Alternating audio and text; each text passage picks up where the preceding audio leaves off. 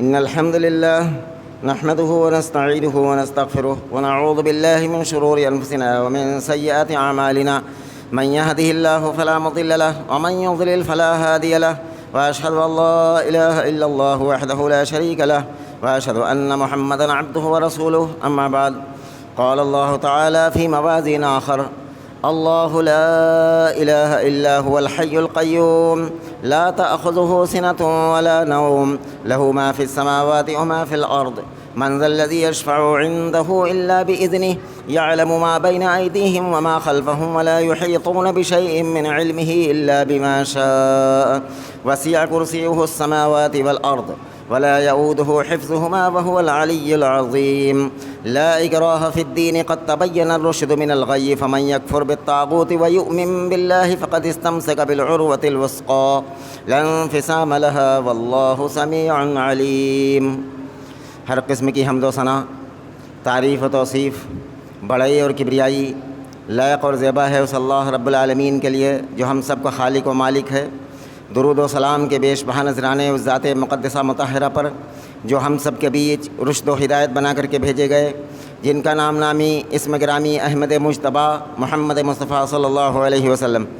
میرے بھائی اور بزرگوں، جیسا کہ آپ سب یہ جانتے ہیں کہ میں نے پچھلے 2-3 خطبوں میں جس موضوع کو انتخاب کیا وہ ہے مشرک کی ضلالت اور مومن کا مقام، اور مختلف الفاظوں میں اللہ رب العالمین نے قرآن مجید کے اندر اس کا اور بھی ذکر کیا ہے، جیسے کہ لا یستوی اصحاب النار و اصحاب الجنہ، کیا جنت والے اور جہنم والے برابر ہو سکتے ہیں؟ ہرگز نہیں. اسی طریقے سے قرآن حکیم کے اندر بے شمار مرتبہ ان لفظوں کو بیان کیا گیا ہے، اور آج جو اس کی وضاحت کرنے کے لیے اور اس موضوع کو اختتام پر پہنچانے کے لیے، مکمل کرنے کے لیے میں نے جن آیتوں کا سہارا لیا ہے وہ ہے آیت الکرسی. آیت الکرسی کی اتنی فضیلت ہے کہ ایک کم پڑھا لکھا آدمی بھی جانتا ہے کہ آیت الکرسی لوگ اپنی گاڑیوں میں لگا لیتے ہیں، مکانوں میں لگا لیتے ہیں. کوئی پڑھنے لکھنے والا آدمی اس کو لکھ کر دے دیتا ہے، گھروں میں ٹانگ لیتے ہیں لوگ. چاہے اس کی اتنی فضیلت کیوں ہے؟ یہ تو ہوا بناوٹی معاملہ. قرآن و سنت سے یہ نہیں ثابت ہے کہ قرآن کی آیتیں لٹکائی جائیں گاڑیوں میں یا مکانوں میں، اس کو تو منع کیا گیا ہے. لیکن واقعی جو فضیلت ہے تو وہ صحیح بخاری کے اندر موجود ہے کہ رسول اللہ صلی اللہ علیہ وسلم نے ابو المنذر سے کہا، ایک سوال کیا. دیکھیے، صحابہ میں اور رسول اللہ صلی اللہ علیہ وسلم میں دونوں طرف سے سوال و جواب ہوتے تھے. کبھی کبھی صحابہ سوال کرتے تھے کہ یا رسول اللہ یہ کیا ہے معاملہ اس کا، اور کبھی کبھی خود ہم سب کے آقا جناب محمد رسول اللہ صلی اللہ علیہ وسلم صحابہ سے سوال کرتے تھے. تو ابو المنذر سے رسول اللہ صلی اللہ علیہ وسلم نے سوال کیا کہ اے ابو المنذر، یہ بتاؤ کہ قرآن حکیم کے اندر سب سے عظیم آیت کون سی ہے؟ تو پہلے تو انہوں نے یہ کہہ دیا واللہ اعلم ورسولہ، اللہ اس کا رسول بہتر جانتا ہے. اس کے بعد پھر رسول اللہ صلی اللہ علیہ وسلم نے ابو المنذر سے سوال کیا کہ ابو المنذر، یہ بتاؤ قرآن حکیم میں سب سے عظمت والی آیت کون سی ہے؟ سب سے بڑی آیت، سب سے عظیم آیت کون سی ہے؟ تو اگر بڑی آیت یا بڑی صورت رسول اللہ صلی اللہ علیہ وسلم سوال کرتے تو ظاہر ہے کہ ایک مدرسے کا طالب علم جو بالکل ابتدائی تعلیم میں ہوتا ہے وہ بھی یہ جانتا ہے کہ قرآن حکیم کی سب سے بڑی صورت سورۃ البقرہ ہے، جس کے اندر 288 تقریباً آیات موجود ہیں. اور یہاں جو عظیم آیت مراد ہے، اور اسی روایت کے ایک ٹکڑے کے اندر ہے کہ 2 سوال کیا رسول اللہ صلی اللہ علیہ وسلم نے کہ سب سے عظیم آیت قرآن مجید کی بتاؤ کون سی ہے، اور سب سے عظیم صورت قرآن مجید کے اندر کون سی ہے. تو سب سے عظیم صورت، اگر صحابہ یہ رسول اللہ صلی اللہ علیہ وسلم کا یہ مقصد ہوتا تو فوراً صحابہ کہہ دیتے کہ سب سے عظیم صورت تو سورۃ البقرہ ہے، 2.5 پاروں کی آیت، تقریباً 288 آیت، تو کہہ دینا چاہیے تھا. لیکن صحابہ سمجھتے تھے کہ منشأ رسول اللہ کچھ اور ہے، کیونکہ یہ تو عام طور پر جانتا ہے آدمی کہ قرآن حکیم میں سب سے بڑی صورت سورۃ البقرہ ہے. اور رسول اللہ صلی اللہ علیہ وسلم سوال کرتے سب سے بڑی صورت کون ہے، سب سے عظیم آیت کون سی ہے؟ ابو المنذر نے دوسری مرتبہ سوال کرنے پر کہا کہ یا رسول اللہ، ہمارے خیال میں نے جو اب تک قرآن مجید کی تلاوت کر کے اور اس کو سمجھ کر کے جو ریسرچ کیا ہے، میں نے جو سمجھا ہے وہ میں آپ کو بتا رہا ہوں۔ ظاہر ہے کہ فیصلہ تو نبی کو دینا تھا نا۔ سوال کا جواب ابو المنذر دے رہے ہیں کہ یا رسول اللہ، ہمارے نزدیک قرآن حکیم میں سب سے عظیم آیت اللہ لا الہ الا هو الحی القیوم، یہ آیت الکرسی ہے جو سورہ بقرہ ہی کی آیت ہے۔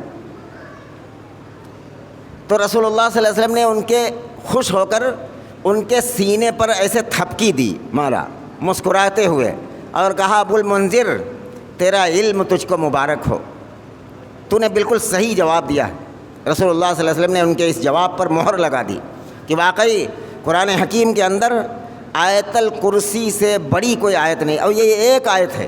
آیت الکرسی 2-4 آیتیں نہیں، ایک آیت ہے صرف۔ اور اچھا، اس کی فضیلت اتنی زیادہ کیوں ہے کہ سنن جو ہے نسائی سنن الکبریٰ کے اندر یہ روایت صحیح سند کے ساتھ میں موجود ہے کہ رسول اللہ صلی اللہ علیہ وسلم نے فرمایا کہ جو شخص ہر فرض نماز کے بعد آیت الکرسی پڑھ لیتا ہے تو اس کے اور جنت میں صرف موت آڑ ہے، موت کے بعد وہ جنت میں جائے گا۔ اور صرف پڑھ لینا، یہاں پر چونکہ وہ صحابہ عربی سمجھتے تھے نا، اس لیے رسول اللہ صلی اللہ علیہ وسلم نے یہ لفظ کہا تھا۔ اگر آدمی آیت الکرسی کا مفہوم اور معنی نہ سمجھتا ہو اور وہ پڑھتا رہے، اللہ کے ساتھ شرک بھی کرتا رہے، تو اس کو تو یہ آیت الکرسی پڑھنا نہیں کام دے گا، اس لیے کہ اس کے اندر شرک کی نفی ہے۔ میں نے پچھلے خطبے 2-3 خطبوں سے جس موضوع کو چنا ہے اسی کا تسلسل آج کے خطبے میں ہے، اس آیت الکرسی کے تعلق سے۔ اب دیکھیے اس کے اندر وجہ کیا ہے، اس کے اندر خصوصیت کیا ہے کہ رسول اللہ صلی اللہ علیہ وسلم نے قرآن حکیم کی سب سے عظیم آیت بتائی۔ اچھا، اس میں رک کر کے ایک مسئلے کو اور سمجھ لیں۔ کبھی کبھی آدمی سمجھتا ہے کہ اتنے بڑی تعداد میں لوگ ایسا کام کر رہے ہیں، اتنی بڑی تعداد میں لوگ فلاں دین کا کام سمجھ کر رہے ہیں، اتنی بڑی جماعت ہے۔ بڑی سے مراد اگر تعداد ہوتا تو آیت الکرسی کی جگہ سورہ بقرہ بتائی جاتی۔ تعداد مراد نہیں، عدد مراد نہیں ہے، اس کے اندر جو خصوصیت ہے اور اس کے اندر جو کیفیت ہے اس سے مراد عظمت کو لیا ہے رسول اللہ صلی اللہ علیہ وسلم نے۔ تو اگر حق بات کرنے والے گنتی میں تھوڑے ہوں لیکن عظیم کون ہے؟ ارے جنگ بدر کے اندر آپ سمجھتے ہیں 313 لوگ رسول اللہ صلی اللہ علیہ وسلم کے ساتھ میں۔ بڑی جماعت کون تھی؟ ابو سفیان کی، امیہ کی، جو لے کر آ رہا تھا 1000 کا لشکر۔ لیکن عظیم جماعت کون تھی؟ محمد رسول اللہ کی جماعت، حالانکہ 313 تھے۔ عدد مراد نہیں ہے، کثرت مراد نہیں ہے، حق مراد ہے۔ حق کون ہے؟ تو اسے آیت الکرسی میں بتایا گیا۔ سب دیکھیے اس میں 10 جملے ہیں اس آیت کریمہ کے اندر۔ پہلا جملہ ایک دعویٰ ہے، جیسے مثال کے طور پر آپ سمجھے، ایک مثال سے بات کو اچھی طرح سے واضح ہو جاتی ہے۔ جیسے آدمی کے پاس ایک موبائل ہے، تو موبائل کے بارے میں جب وہ بولنا چاہتا ہے تو پہلا جملہ بولتا ہے کہ یہ موبائل میرا ہے۔ اس کے بعد کے جو جملے ہیں اسی میرا لفظ جو بولا ہے اس نے اسی جملے کی دلیل ہے، اسی دعوے کی دلیل ہے۔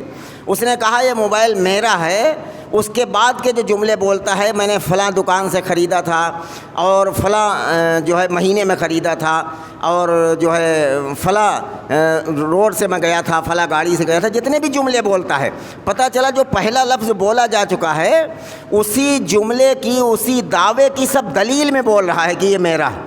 اسی طریقے سے آیت الکرسی کے اندر اللہ رب العالمین نے فرمایا کہ اللہ لا الہ الا ہو، وہ اللہ ہے جس کے سوا کوئی معبود نہیں ہے، جس کے سوا اس لائق کوئی نہیں ہے کہ جس کے سامنے جھکا جائے۔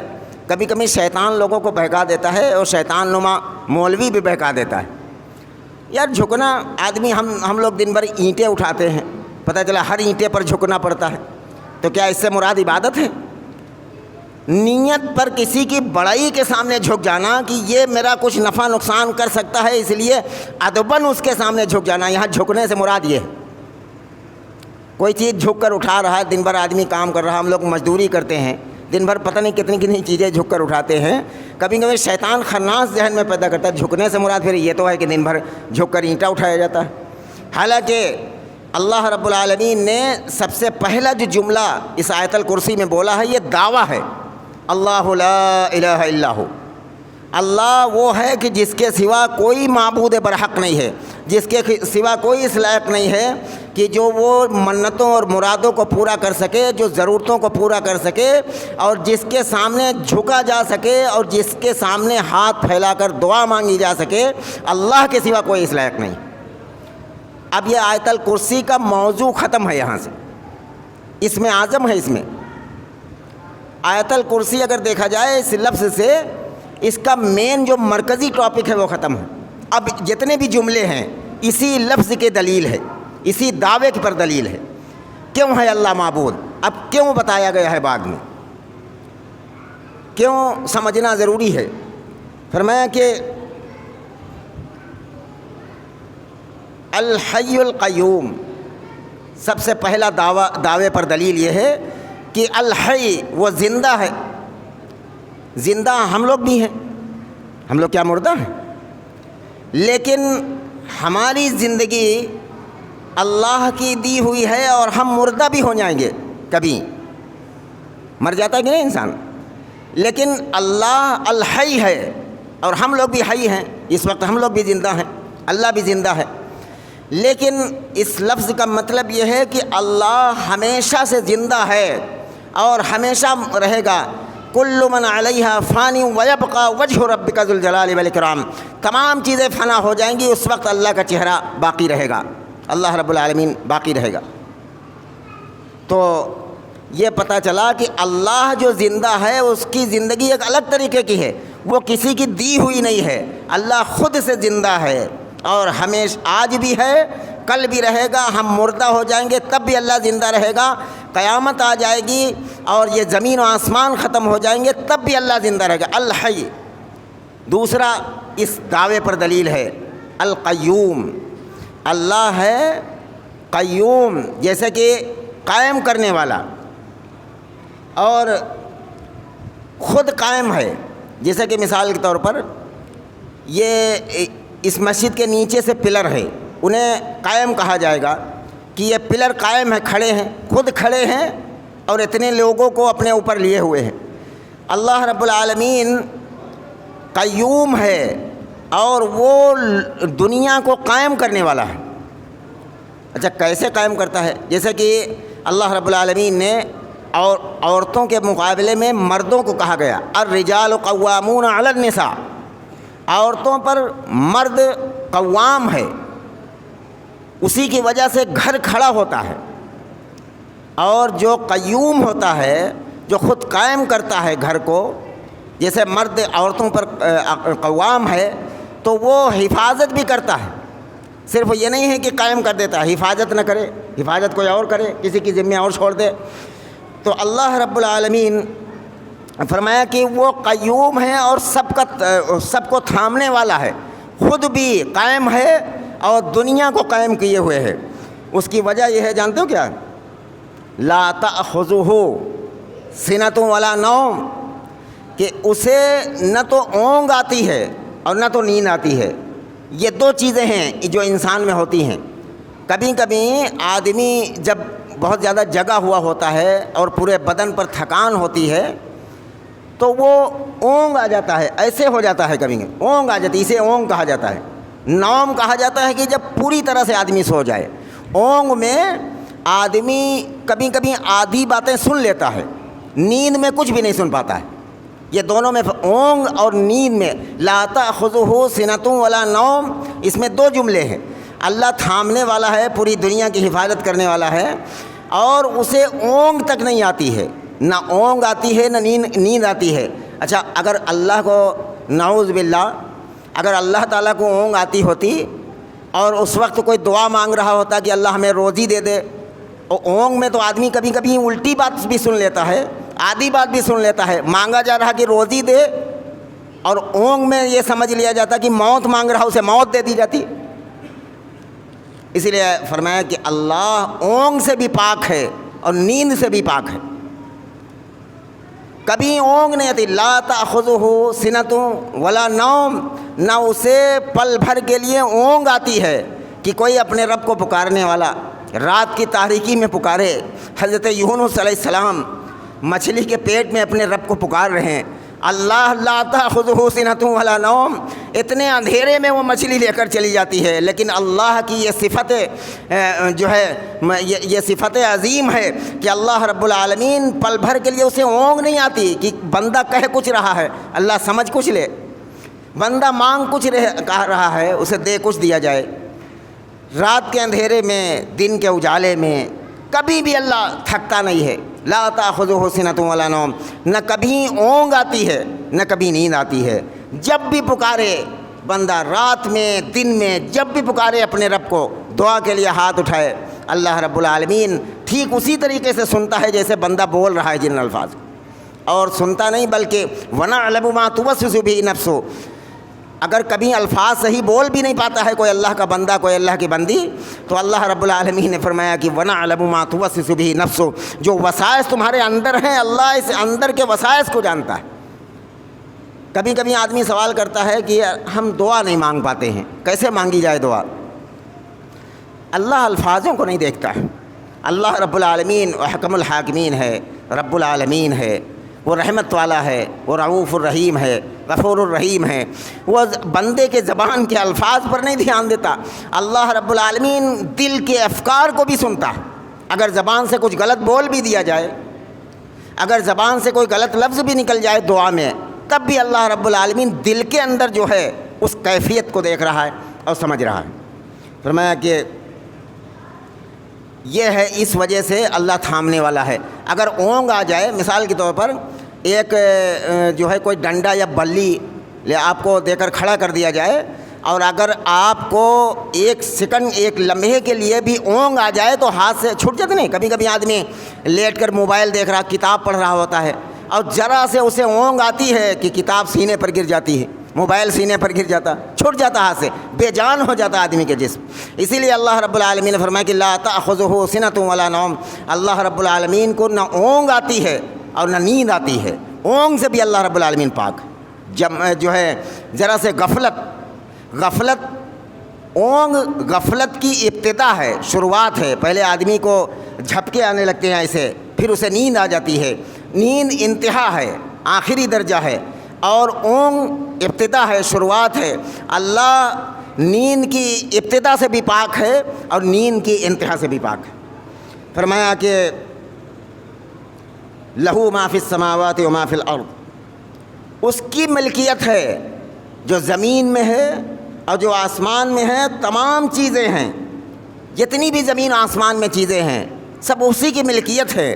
ظاہر بات ہے کہ جو جس کا مالک ہو اسی سے مانگا جائے گا نا. اللہ نے جو پہلا جملہ بولا ہے اللہ لا الہ الا ہو، اسی جملے وہ دعوے پر یہ دلیل ہیں تمام الفاظ کہ اللہ کی کیوں عبادت کی جائے، اللہ ہی کے سامنے کیوں جھکا جائے، اللہ ہی سے کیوں دعا مانگی جائے. تو یہ وجہ بیان کی گئی ہے آیت الکرسی کے اندر کہ اللہ رب العالمین اس لیے ہے کہ جب تم کچھ مانگنے کی لائق بھی نہیں تھے، ماں کے پیٹ کے اندر تھے، اور تمہارے پیدا ہونے سے گھنٹوں پہلے اللہ نے تمہاری ماں کے سینے کے اندر تمہارا رزق پیدا کر دیا تھا. وہ اللہ ہے، اس کے سوا اب جب تم بڑے ہو گئے، سبحان اللہ الحمدللہ کہنے کے لائق ہو گئے، اس وقت رب کا در چھوڑ کر کسی آستانے پر جب بندہ اپنے ماتھے کو ٹیک دیتا ہے، اللہ ہی کے بس کی بات ہے اس چیز کو برداشت کرنا. انسان نہیں برداشت کرتا. اگر کسی کا باپ شرم و حیا کا پیکر ہو، شرم زیادہ ہو، اس کے اندر حیا زیادہ ہو، اور دن بھر وہ دھوپ لوک میں کماتا ہو اپنے بچوں کے لیے، اور اس کے بچے شام کو جب گھر واپس آئے اور کوئی پڑوسی بتائے کہ تمہارے بچے کٹورا لیے پڑوس کے گھروں میں بھیک مانگ رہے تھے کہ مجھے اسکول کی فیس جمع کرنا ہے. جب باپ وہ شرم و حیا کا پابند باپ جب شام کو آئے گا گھر کو، اور جب اسے یہ خبر ملے گی کہ میرا بیٹا کٹورا لیے پڑوس کے گھروں میں بھیک مانگ رہا تھا کہ مجھے فیس کے پیسے جمع کرنا ہے، برداشت کرے گا کوئی باپ؟ کہیں اپنی جائیداد سے بے دخل کر دے گا؟ اللہ رب العالمین پیدا ہونے سے گھنٹوں پہلے ماں کے سینے کے اندر رزق پیدا کرتے، اور جب بڑا ہو جائے انسان تو اللہ کو چھوڑ کر پریشانیوں میں کسی بابا کو پکارنے لگے، اللہ کو چھوڑ کر کسی اور آستانے پر اپنے ماتھے کو ٹیکنے لگے۔ اللہ رب العالمین اسی لیے فرمایا کہ ان اللہ لا یغفر، سورہ نساء کی آیت ہے، ان اللہ لا یغفر ان یشرک بہ، اللہ رب العالمین اس چیز کو نہیں معاف کرتا کہ اللہ کے ساتھ کوئی شرک کرے، اور شرک کی تفصیل میں نے پچھلے 2-3 خطبے میں بیان کی۔ وَيَغْفِرُ مَا دُونَ ذَلِكَ لِمَن يَشَاءُ، اللہ چاہے جس کے جتنے چاہے گناہ معاف کر دے، اور چاہے تو پکڑ کر لے، لیکن اس گناہ کو ہرگز نہیں معاف کرتا کہ بندہ اپنے رب کا در چھوڑ کر کسی اور در پر اپنے ماتھے کو ٹیک دے، اور کسی اور در پر اپنے ہاتھوں کو پھیلائے کہ میری مدد کر دیجئے، مجھ پر کرم فرما دیجئے، ایسے جملے بولتے ہیں اگر اللہ کے سوا کسی اور کے سامنے، تو سمجھ لیجئے کہ یہ گناہ اللہ رب العالمین ہرگز نہیں معاف کرتا، بقیہ سارے گناہوں کو معاف فرما دیتا۔ فَإِنَّهُ مَن يُشْرِكْ بِاللَّهِ فَقَدْ حَرَّمَ اللَّهُ عَلَيْهِ الْجَنَّةَ، جو اللہ کے ساتھ شرک کرتا ہے اس پر جنت حرام کر دی جاتی ہے۔ وَمَأْوَاهُ النَّارُ، وہ ہمیشہ جہنم کی آگ میں رہے گا۔ وَمَا لِلظَّالِمِينَ مِنْ أَنصَارٍ، وہ ظالم ہے اور قیامت کے دن اس کا کوئی مددگار نہیں ہوگا۔ یہ سورہ مائدہ کی آیت۔ فرمایا کہ یعلم لہ ما فی السماوات و ما فی الارض، زمین و آسمان میں جو کچھ بھی ہے اللہ رب العالمین کی ملکیت ہے۔ یہ آیت الکرسی ہے جو میں پڑھ رہا ہوں، جس کو لوگ گلے میں ٹانگ لیتے ہیں۔ میرے بھائیو اس کو سمجھو تو اس کے اندر ہے کیا۔ اور فرمایا کہ من ذا الذی یشفع عندہ الا باذنہ، کون ہے جو اللہ کے دربار میں سفارش کرے اس کی اجازت کے بغیر۔ پتہ یہ چلا کہ سفارش کرنے والا خود نہیں جانتا ہے کہ یہ آدمی سفارش کے لائق ہے یا نہیں۔ اس کی پہچان بھی اللہ بتائیں گے قیامت کے دن کہ سفارش کے لائق کون ہے، کون لوگ ہیں۔ اور رسول اللہ صلی اللہ علیہ وسلم نے اس کی شناخت بتائی۔ صحیح بخاری کی روایت ہے کتاب الایمان کے اندر کہ کل امت شفاعتہ یوم القیامہ، میں نے اپنے ہر امتی کی سفارش کروں گا اس امتی کی من مات لا یشرک باللہ، جو مرا ہے اس حال میں کہ اللہ کے ساتھ شرک نہ کرتا ہو، میں اپنے ہر اس امتی کی سفارش کروں گا۔ تعبیذ پہن کر مرا تو رسول اللہ صلی اللہ علیہ وسلم کی سفارش ختم ہو گئی، اس کو سفارش، گنڈا پہن کر مرا تو رسول اللہ صلی اللہ علیہ وسلم کی سفارش اس کو نصیب نہیں ہو سکتی۔ اسی طریقے سے اللہ کے سوا کسی اور در پر اپنے ماتھے کو ٹیکتا ہوا مرا تو رسول اللہ صلی اللہ علیہ وسلم اس کی سفارش نہیں کریں گے۔ اسی طریقے سے اللہ کے سوا کسی اور کو مشکل کشا حاجت روا سمجھ کر پکارتا رہا کہ مجھ پر کرم کر دے، مجھ پر نظر کرم فرما، میری جھولی بھر دیجیے، اللہ کے سوا کسی اور کے در پر اگر یہ جملے بولتا ہے تو رسول اللہ صلی اللہ علیہ وسلم فرماتے ہیں کہ میں ایسے اپنے امتی کی سفارش نہیں کروں گا۔ کل امت شفاعتہ یوم القیامہ، میں اپنے امتی کی ہر اس شخص کی سفارش کروں گا من مات لا یشرک باللہ، جس کی موت اس حال میں آئی ہے کہ اس نے اللہ کے ساتھ شرک نہ کیا۔ یہ آیت الکرسی کے اندر اسی بات کو سمجھایا گیا ہے۔ یعلم ما بین ایدیہم وما خلفہم ولا یحیطون بشیء من علمہ، فرمایا کہ وہ جانتا ہے جو اس کے سامنے ہے، اور وہ جانتا ہے جو اس کے پیچھے ہے، اور وہ جانتا ہے جو اس کے علم سے کسی چیز کا احاطہ نہیں کیا جا سکتا۔ یعنی جو ہم پہلے کر چکے ہیں اللہ رب العالمین اس کو بھی جانتا ہے، جو ہم اس وقت کر رہے ہیں اللہ رب العالمین اس کو بھی جانتا ہے، آئندہ ہم کیا کریں گے اللہ رب العالمین اس کو بھی جانتا ہے۔ یعلم ما بین ایدیہم وما خلفہم، بعد والا معاملہ بھی جانتا ہے۔ ولا یحیطون بشیء من علمہ الا بما شاء، اللہ کو کتنا علم ہے یہ کسی کو احاطہ نہیں ہو سکتا، کوئی نہیں سمجھ سکتا، اور علم تو انسان کو بھی انسان نہیں سمجھ پاتا ہے۔ اللہ فرمایا ولا یحیطون بشیء من علمہ الا بما شاء، اللہ کا علم میں سے کوئی اس کو گھیرے میں نہیں لے سکتا کہ اللہ کی ساری باتیں جان جائے۔ فرمایا کہ الا بما شاء، بس اللہ جسے جتنا جانانا چاہے۔ اللہ رب العالمین کسی کو علم دیتا ہے 15 سال مدرسوں میں پڑھنے کے بعد، اللہ رب العالمین کسی کو علم دیتا ہے بغیر مدرسوں میں پڑھنے کے لیے پر بھی، اللہ جسے چاہے علم عطا فرما دیتا ہے۔ یہ ضروری نہیں ہے کہ وہ کسی مدرسے سے ڈگری لے کر آئے، علم کا معاملہ اللہ رب العالمین اپنے فضل سے جسے چاہے عطا کر دیتا ہے۔ تو فرمایا کہ الا بما شاء وسع کرسیہ السماوات والارض، ایک بہت بڑی بات کہی گئی۔ اللہ رب العالمین نے فرمایا کہ وسع کرسیہ السماوات والارض، اللہ کی کرسی جس پر اللہ رب العالمین ہے وہ جانتے ہو کتنی بڑی ہے، ایک حدیث میں ابو یعلا وغیرہ کی روایت میں صحیح سند کے ساتھ میں ہے کہ اللہ کا عرش اتنا بڑا ہے کہ یہ اگر عرش پر یہ زمین و آسمان دونوں ڈال دیے جائے تو ایسا لگے گا کہ جیسے کسی میدان میں ایک چھلا پڑا ہوا ہے. ان کی اوقات اتنی ہے اس زمین و آسمان کی. اللہ کا عرش اتنا بڑا ہے. فرمایا کہ وسیع کرسیہ السماوات والارض، اللہ کی کرسی، اللہ کا تخت حکومت اتنا بڑا ہے کہ جو ہے سماوات والارض، زمین آسمان کو اپنے گھیرے میں لیے ہوئے. اللہ رب العالمین کی کرسی کے ایک دائرے کے اندر یہ زمین و آسمان. وسیع کرسیہ السماوات والارض، اتنی بڑی اللہ کی کرسی کہ زمین و آسمان اس کرسی کے نیچے ہیں، اس کرسی کے دائرے کے اندر ہے. اب جب چاہے جہاں چاہے جس چیز کو چاہے اللہ رب العالمین اٹھا لیتا ہے. وسیع کرسیہ السماوات والارض ولا یؤودہ حفظہما وہو العلی العظیم. اور یہ جو سب کچھ اللہ رب العالمین کر رہا ہے، زمین کو تھامے ہوئے ہے، پانی پر زمین رکی ہوئی ہے، اتنے بڑے بڑے پہاڑ ہیں، آسمان کو اللہ رب العالمین روکے ہوئے ہے، تمام انسانوں کو جب تک چاہتا ہے روکتا ہے، جب چاہتا ہے موت دیتے جاتا ہے. یہ سب کام کرنے میں ایک دن میں کتنے لوگوں کو پیدا کرنا ہے، کتنے لوگوں کو مارنا ہے، یہ کوئی چھوٹا موٹا کام ہے، بہت بڑا کام ہے. اس کام کو کرتے کرتے ولا یعودہ حفظہما، اللہ رب العالمین اس کام کو کرتے کرتے، ان کی حفاظت کرتے کرتے کبھی تھکتا نہیں ہے. بھئی ایک انسان ہے کہ آدمی 40-50 کلو 60 کلو جس کی جیسے اوقات ہے وہ بوجھ اٹھا لیتا ہے، لیکن اٹھانے کے بعد اگر چند قدم چلنا ہوتا ہے تو اس کے سارے کرم ہو جاتے ہیں، وہ بنائے طرح سے پریشان ہو جاتا ہے، تھک جاتا ہے اس کو لے کر چلنے میں. تو اللہ رب العالمین اس چیز سے پاک ہے. اللہ الصمد، سورہ اخلاص کے اندر اسی کو سمجھائے گا. اللہ الصمد، صمد کے معنی ہوتا ہے بے نیاز ہے، اس کو آرام کی ضرورت نہیں، کسی چیز کا محتاج نہیں، نہ آرام کا محتاج ہے، نہ کھانے کا محتاج ہے، نہ پینے کا محتاج ہے، نہ دنیا زمین و آسمان کی حفاظت اس کو تھکا سکتی ہے. اللہ رب العالمین کو کبھی تھکن نہیں محسوس ہوتی. اپنے کرسی کے دائرے میں زمین آسمان کو لیے ہوئے یہ پوری دنیا کا نظام چل رہا. ولا یعودہ حفظہما، اللہ رب العالمین کو اس کی حفاظت میں کوئی تھکاوٹ نہیں محسوس ہوتی ہے. وہو العلی العظیم، شان کے اعتبار سے وہ علی ہے اور عظیم ہے، وہ بہت بلند ہے، عرش کرسی پر ہے، زمین آسمان کے اوپر ہے. اللہ الذی خلق السماوات والارض فی 6 ایام ثم استوى علی العرش، کہ اللہ رب العالمین نے 6 دن کی مقدار میں زمین و آسمان کو بنایا اور عرش پر مستوی ہوا. اللہ رب العالمین عرش پر ہے، زمین میں ذرے ذرے میں اللہ نہیں ہے، یہ عقیدہ رکھنا کفر ہے. ہاں اللہ رب العالمین نے جن آیتوں کے اندر کہا کہ میں تمہارے ساتھ ہوں، اس کا مطلب یہ ہے کہ اللہ رب العالمین کی قدرت اور طاقت تمہارے ساتھ ہے.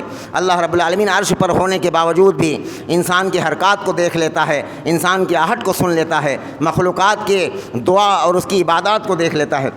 اور آخر میں ایک آیت کریمہ لا اکراہ فی الدین، یہ آیت الکرسی کے الفاظ تو پورے ہوئے. یہ آیت لا اکراہ فی الدین، اللہ رب العالمین نے فرمایا کہ اس دین کو، اس دین توحید کو، اس شرک سے توبہ جس کا دل چاہے کرے، نہ دل چاہے نہ کرے، زبردستی کوئی نہیں ہے. اگر جنت میں ہم جانا چاہتے ہیں تو اللہ کا دین مذہب اسلام قبول کرے اور عقیدہ توحید قبول کرے. اگر ہم جہنم میں جانا چاہتے ہیں تو نہ قبول کرے. اللہ رب العالمین نے یہاں مرضی پر چھوڑ دیا اور فرمایا قد تبین الرشد من الغی، حق راستہ الگ اور گمراہی والا راستہ الگ. قرآن کے علم میں بالکل واضح ہو چکے ہیں دونوں راستے. اب ایسا نہیں ہے کہ آدمی سمجھ نہیں پاتا. قرآن اور سنت کا راستہ، ہدایت والا راستہ الگ ہو چکا ہے، جیسے خلفائے راشدین اور بعد میں لوگوں نے جب گمراہی لوگوں نے اختیار کی، اس دور میں جن لوگوں نے اختیار کی، فرمایا کہ قد تبین الرشد من الغی، یہ دونوں راستے گمراہی والے اور ہدایت والے بالکل الگ الگ ہو چکے ہیں. اب آدمی کو لیے سمجھنا بہت آسان ہے. اور فرمایا کہ فمن یکفر بالطاغوت، جو انکار کر دے طاغوت کا، اور ویؤمن باللہ، اللہ کے سوا جن چیزوں کے سامنے جھکتا ہے، اللہ کے سوا جن چیزوں کو پریشانی میں پکارتا ہے کہ میرا بھلا کر دے، ان طاغوت کو اللہ رب العالمین نے اسے طاغوت کہا. طاغوت کہتے ہیں سب سے بڑے شیطان کو. وہ تمام چیزیں طاغوت بن کے انسان کے سامنے آ رہی ہیں. جن کو بڑا سمجھ، دیکھو لوگوں نے گائے کو بڑا سمجھ لیا، ماں کہنا شروع کر دیا، کسی نے سورج کو بڑا سمجھ لیا، اس کے سامنے نمن کرنا شروع کر دیا، کسی نے کسی قبر کو بڑا سمجھ لیا، اس کے سامنے جھکنا شروع کر دیا، کسی نے کسی چیز کو بڑا سمجھ لیا، اس کے سامنے جھکنا شروع کر دیا۔ تو اللہ رب العالمین نے فرمایا کہ فمن یکفر بالطاغوت، ان تمام طاغوتوں سے کا انکار کر دے، ویؤمن باللہ، اللہ پر ایمان لے آئے کہ اللہ ہی سب کچھ کرتا رہتا ہے، تو فرمایا کہ فقد استمسک بالعروۃ الوثقی بالعروۃ الوثقی لا انفصام لها واللہ سمیع علیم۔ اس کے بعد اللہ رب العالمین نے فضیلت کو بیان فرمایا کہ اس کے سوا دوسرے معبودوں کا انکار کر دے تو اللہ تعالیٰ پر ایمان لے آئے، اس نے مضبوط کڑے کو تھام لیا ہے۔ اگر جو ایسا مومن ہے کہ پریشانیاں ہوں یا خوشحالی ہو، اللہ کے سوا کسی اور کو نفع نقصان کا مالک نہیں سمجھتا ہے، وہ جانتے ہو کتنی بڑی عظمت کا مالک ہے۔ وہ فرمایا کہ اس نے بہت بڑا کڑا تھام لیا ہے، جس سے بڑی طاقت دنیا میں کسی کے پاس نہیں ہے۔ میرے بھائیو، اللہ کی طاقت کا اندازہ صحابہ کرام نے دکھایا تھا کہ جب امیہ جو ہے اونٹ پر گانا گاتے ہوئے، شراب پیتے ہوئے چلا رہا تھا جنگ بدر کے موقع پر کہ میرے پاس 10,000 لشکر ہے، 1,000 کا لشکر ہے، اور میرے پاس اتنے گھوڑے ہیں، اتنے اونٹ ہیں، ابھی 313 کو مسل کر رکھ دوں گا، لیکن اللہ نے دکھایا کہ فرمایا کہ بالعروۃ الوثقی لا انفصام لها، جس نے اللہ کا پر ایمان لا کر اور باطل طاقتوں کا انکار کر کے ایک اتنے بڑے کڑے کو تھام لیا ہے کہ اس سے بڑی طاقت دنیا کے اندر کوئی نہیں ہو سکتی۔ اللہ رب العالمین جو کبھی نہ ٹوٹنے والا ہے، وہ سہارا دنیا کے اندر کسی نیتا کے بھروسے، کسی منتری کے بھروسے اور کسی حکومت کے سہارے، کسی بڑے آدمی کے سہارے کوئی کام کیا جاتا ہے، کبھی نہ کبھی تو وہ ٹوٹ جائے گا سہارا، لیکن اللہ رب العالمین نے فرمایا کہ لا انفصام لها بالعروۃ الوثقی لا انفصام لها، وہ کڑا کبھی ٹوٹنے والا نہیں ہے جس کو پکڑ لیا ہے اس نے لا الہ الا اللہ کہہ کر، اللہ کے سوا کوئی معبود نہیں ہے، اس بات کو کہہ کر اتنے بڑے کڑے مضبوط کو تھام لیا ہے کہ جو کبھی ٹوٹنے والا نہیں ہے۔ اور اللہ رب العالمین وہ انہیں اندھیروں سے روشنی کی طرف نکالا کرتا ہے، اور اللہ تعالیٰ سننے والا اور جاننے والا ہے، اللہ تعالیٰ سمیع بصیر ہے، اللہ تعالیٰ سمیع علیم ہے۔ اللہ رب العالمین سے دعا ہے کہ جو باتیں کہی سنی گئی ہیں آیت الکرسی کے تعلق سے، اللہ اس آیت الکرسی کے مطابق ہر مسلمان کا عقیدہ اور ایمان بن جائے۔ اللہ رب العالمین ہم سب کو جب تک زندہ رکھے اسلام پر، جب موت دیجیے تو ایمان پر خاتمہ نصیب فرما۔ یا رب العالمین اپنی اور اپنے رسول کی سچی پکی محبت نصیب فرما، اپنی اور اپنے رسول کی سچی پکی اطاعت نصیب فرما۔ یا رب العالمین اپنے نبی کی سچی پیروی نصیب فرما، شیطان کے فریب سے، لوگوں کے فریب سے امت کی حفاظت فرما، پوری دنیا کے مسلمانوں کی حفاظت فرما، پوری دنیا میں اللہ جو بھی بیمار ہیں گھروں میں، اسپتالوں میں، ان سب کو شفائے کلی نصیب فرما۔